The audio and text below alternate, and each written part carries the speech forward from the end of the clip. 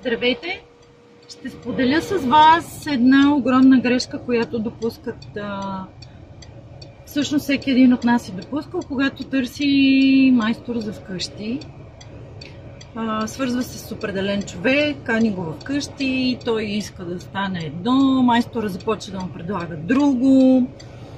Всъщност, когато търсим такъв човек, е хубаво първо да изясним за себе си какво искаме да се получи, да видим нещо готово, ако е възможно, да потърсим вече направено подобно, да го видим как изглежда.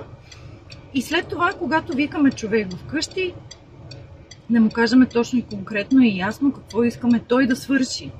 Започнете ли да се консултирате с майсторите вкъщи, става страшно.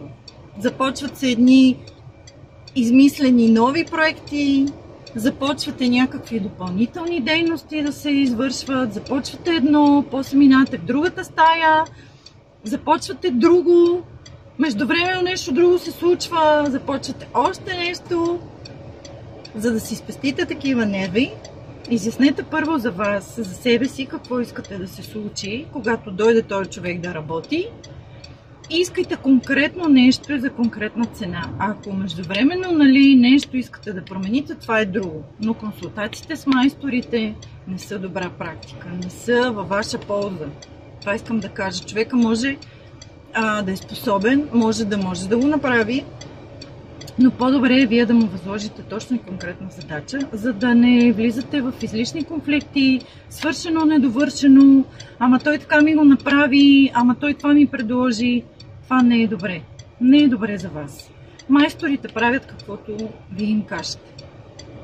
Надявам се с това да съм била полезна на някого от вас. Сега е сезона на ремонтите. Дори и не е само лятото, постоянно ни се налага да търсим някой, който да ни помага за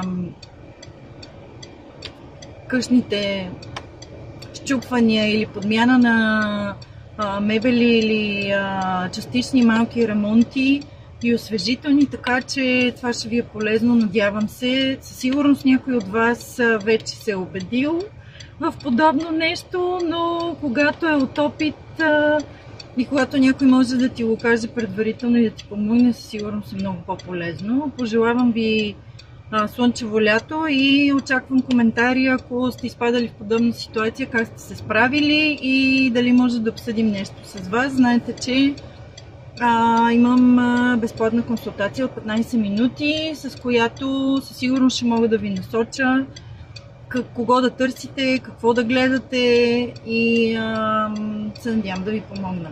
Довиждане!